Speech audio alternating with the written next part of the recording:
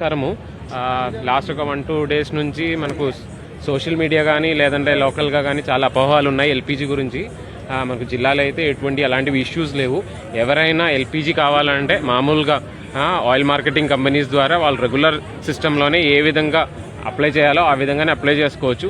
ఎవరైతే first apply చేస్తారో వాళ్ళకి ఫస్ట్ ఇన్ ఫస్ట్ అవుట్ బేసిస్లో ఇప్పుడు ఎల్పిజి అందరికీ కూడా సప్లై చేయడం జరుగుతున్నాయి.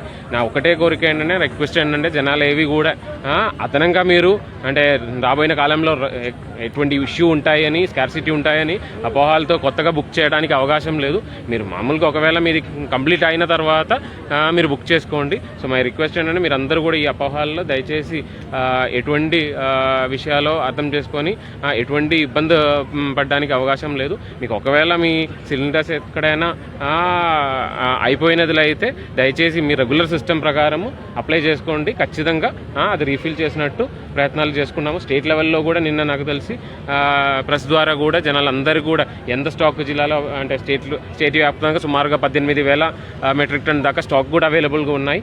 అదే కాకుండా కేంద్ర ప్రభుత్వం నుంచి, రాష్ట్ర ప్రభుత్వం నుంచి కూడా ఈ విషయం ఖచ్చితంగా మానిటర్ కూడా జరుగుతున్నాయి.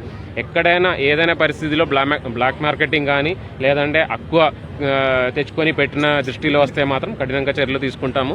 ఆల్రెడీ జిల్లా స్థాయిలోనే ఒక 6 టీంలు రెవెన్యూ అదేవిధంగా పోలీస్ అన్ని కలుపుకొని టీంలు వేయడం జరిగింది. అలాంటివి ఏదైనా ఇష్యూస్ ఉన్నాయంటే దయచేసి డిస్ట్రిక్ట్ సప్లై ఆఫీసర్కి తెలియజేయాలని కోరుతున్నాను.